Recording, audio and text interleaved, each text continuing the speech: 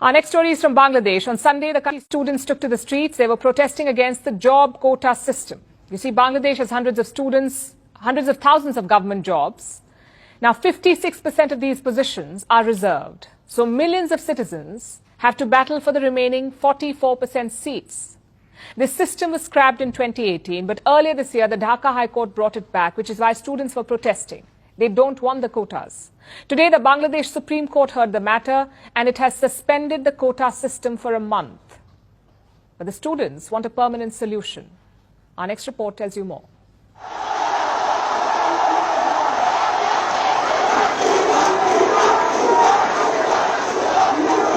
On Sunday, thousands took to the streets of Bangladesh.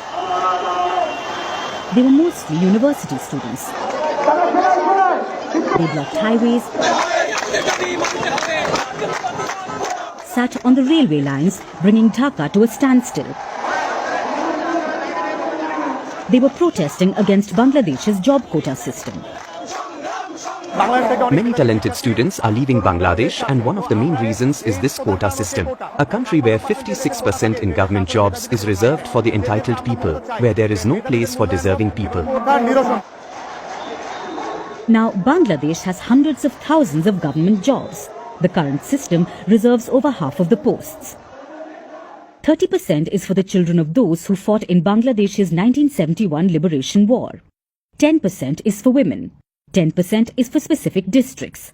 5% is for ethnic minorities. And 1% is for people with disabilities. So, 56% of the total government jobs are reserved. That leaves only 44%. That's for the rest of the country's population. Students say this is discriminatory.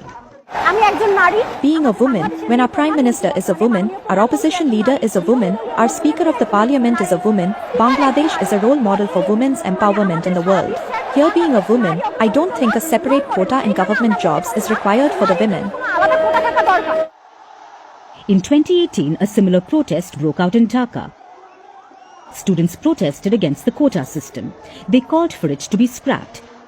It led to violence, and finally the government scrapped the system.